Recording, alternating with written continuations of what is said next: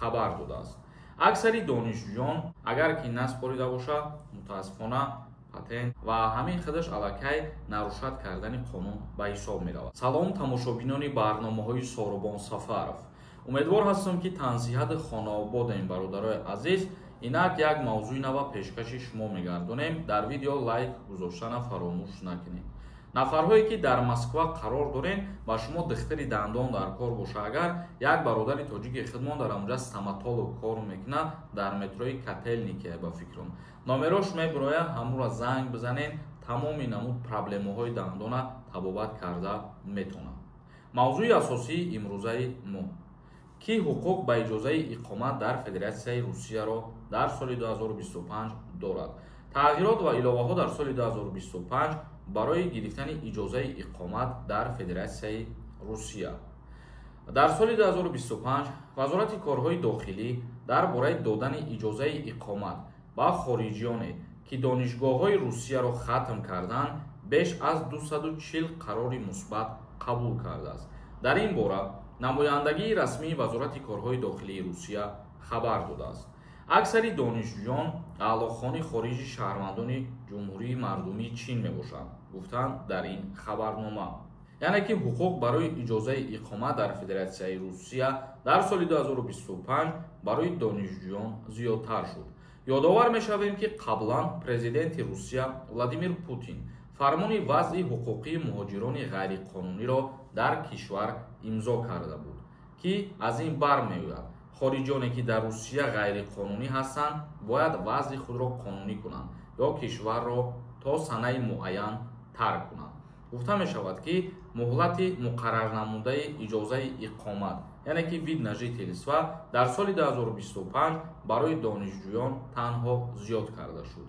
бисёри нафарҳое ки дар Федератсияи Русия донишгоҳ таҳсил мекунанд ва бо баҳои хубу аъло вақте ки мехонанд ё ки хатм мекунанд бо тариқи автоматӣ во виднажительствора дастрас мекунанд ва баъди ӯ бо дарҳол паспорти Россияра.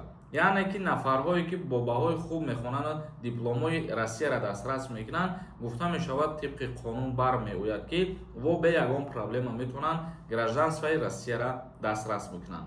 ва ҳамин миқдоре ки вид на жительства ҷудо карда шудагӣ ҳастай барои донишҷӯён гуфтанд ки дар соли 2025 боз зиёдтар карда шуд. ин буд як информатсияи нав аз ҷониби Федератсияи Русия барои дастрас намудани вид на жительства.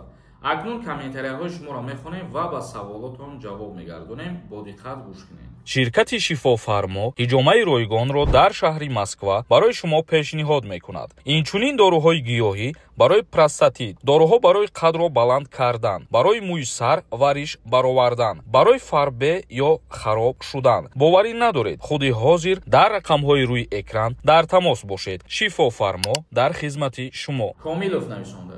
ассалому алайкум бародар Сорубон. бародари ман 21 апрели 2025 тоҷикистон рафт. то моҳи сентябр документ дорад, патенти ҳама чизро дорад. метавонад 3 моҳ ношида боз ба Русия баргардад. дар барномаи баъдӣ натавон ҷавоби саволомро гардонед. раҳмат барои барномаҳои хубатон. бале, вақте ки то моҳи сентябр муҳлат дорад, метавонад обратно вақте ки Россия рафт ҳамун патентиш қатӣ кор бикунад, агар дар ҳолате ки предоплата пулша спорида бошад. агар ки наспорида бошад, мутаассифона патент месӯзад. бегуфт нависонда. як савол. додари ман дар мошини дигар кас шишта ҳай кардааст. бо фармони соҳиби мошин ин права надошт.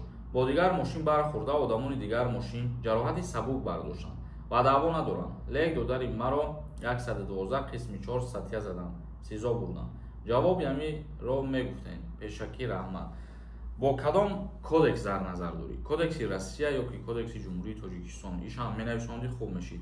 ва дар ҳолате ки ҳуҷҷати ронандагӣ надошта бошад, ин фарқ надорад ки бо фармони соҳиби мошини шидагӣ ё ба хоҳиши соҳиби мошини шидагӣ, ягон фарқияте надорад. яъне қонун муайян кардагие ки бо ҳуҷҷати ронандагӣ шумо мошин ҳай кунед ва ҳамин худаш аллакай нарушад кардани қонун ба ҳисоб меравад. Садир нависондай. салому алайкум бародари азиз. ман Содирхон аз Европа ягон навигарӣ пешкаш кун. саломат бошед. навигарӣ нест, қариб ҳар рӯз дар барномаҳо мегем. дар ин масъалаҳо навигарӣ кишид, баъд видео мекунем. худо хоҳад. гулбаҳор нависондай. салом акаи Сорубон. баъди 3 июн границаи Қазоқистон гузашта мешавад ё ин ки не? бале мешавад гузашта, лекин ҳар касе ки вориди Россия мешавад аз баъди 3 июн бояд ки госуслугида регистратсия кунад. бародаро ин чиза ба назар бигиред. инам як 2 ҳафтаи дигар вақт мондагиай барои чиз. як нафари дигар нависондае ки салом бародаро, вазъияти граница гузаштан чӣ хел бошад? патентим тамом мешавад, чӣ тавсия медиҳед? ҳамин одамоеро ки мо тавсия метем хитон қатишон брен я бораи пеш чахчах кинен, мақсад ки 100% гарантиятон метан хитшон ки мегзаронанд. аз пеш суҳбат кардан бо дигар зангшон мезанен мерен. видеои гузаштаро бинед, номерошон ҳастаи бародари азиз. зафар нависондае. салому алайкум акаи сормон, барои рейди мефаҳмонем баъди 3 июн чӣ хел омадан мешава Россия. рейд нависонда, чӣ нависонда, тури бинависен. вақте менависен баъди 3 июн дар госуслуги бояд ки шумо регистратсия кунед. вақти Россия рафтаантон ҳамаша дар онҷа пир кунед, ранги анкета мешавад. як нафари дигар нависонда паспорта проверка кардам, паспорт тоза. хай проверка карда бошӣ, боз бура отпечатки бисбор барои 100% дилпир шизанад. хурсандов нависонда. салом акаи сорбон, паспорт алиш кардам, метавонам рафта. паспорт алиш карда бошен шумо ва сабаби иваз карданатон дар чия? ҳамура шумо вақте ки ба Россия сафар мекунед дар таможни контрол хушрӯ фаҳмонда бутонед ки барои иваз кардани паспорт метавонанд мисол вақти шуморо бисёртар бигиранд, бисёртар строгитар тафтиштон бикунанд. баҳодурҷон нависондаe. салом, брат мегуфти хизмати ҳарбӣ ҳозир тамом шудагиай? бале, даъваткунӣ ба хизмат тақрибан 2-3 ҳафта мешавад ки ба анҷом расидагиай 100%. зинда ва сарбаланд бошен, савол дошта бошен бинависонед. то видеоҳои дигар худованд ҳамаи мо шуморо нигаҳбон бошад.